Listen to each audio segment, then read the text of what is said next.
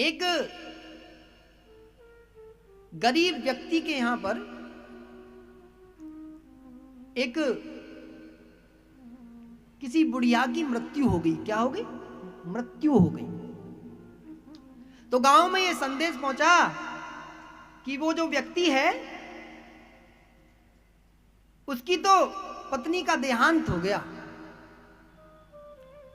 ये धीरे धीरे गया पूरे गांव बस्ती में मैसेज।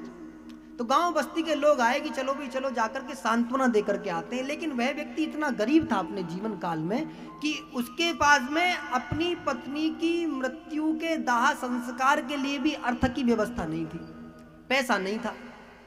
और नियम है संसार का कि किसी भी चीज का जो मूल है वो धन है। किसी भी चीज का मूल, जिस व्यक्ति के पास में धन नहीं होता कहीं ना कहीं उसे समाज में समस्याओं का सामना करना पड़ता है। ये सत्य है।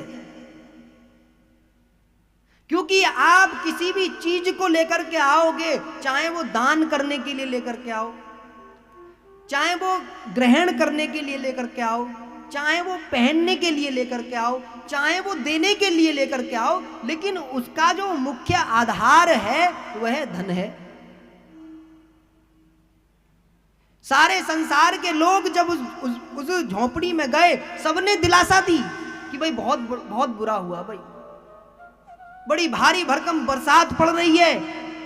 बोले भाई देखो बेचारी ये बुढ़िया भी चली गई, अब इन बड़े बूढ़ों का क्या होगा। तो सबके सब दिलासा दे रहे हैं। वो जो बड़ा बूढ़ा व्यक्ति है वो बैठा है आराम से, वो कह नहीं रहा, केवल उसकी आंखों में आंसू हैं। तो सब उस बड़े बूढ़े के पास में आके कहते हैं कि काका तुम चिंता मत करना, हम है ना, काका तुम चिंता मत करना, हम देखभाल करेंगे ना तुम्हारी। तो जब सुबह से शाम हो गई इसी प्रकार से करते करते करते करते तो सब एक दूसरे के कान में खुसर खुसर करते हैं शाम के वक्त की भी बहुत समय हो गया, अब तो बुढ़िया को लेकर के जाना चाहिए, इन्हें यहीं रख रखी है, बदबू आने लग जाएगी और गांव में महामारी फैल जाएगी। तो एक दो लोगों ने कहा काका शमशान घाट पर काकी को जाना है, लेकिन बूढ़ा फिर भी चुप है, क्योंकि अर्थी बनाने के लिए भी अर्थ नहीं है, पैसे नहीं है, इसलिए चुप है, बोल नहीं रहा है कुछ भी।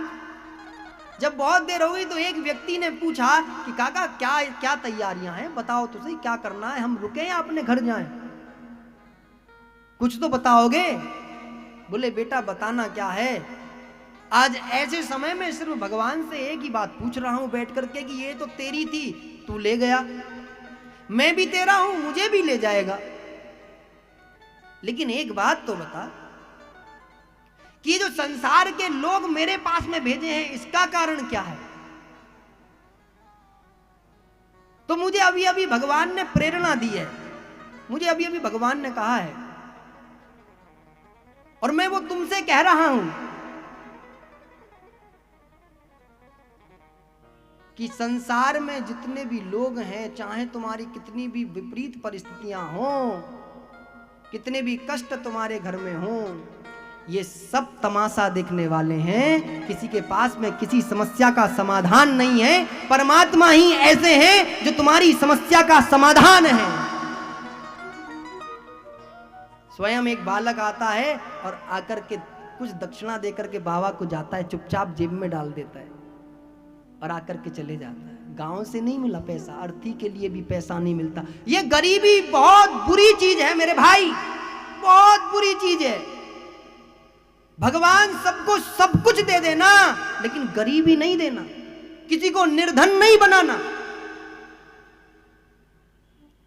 क्योंकि निर्धनता सबसे बड़ा श्राप है। इस पृथ्वी पर यदि सबसे बड़ा कोई कष्ट है तो वो गरीब होना है।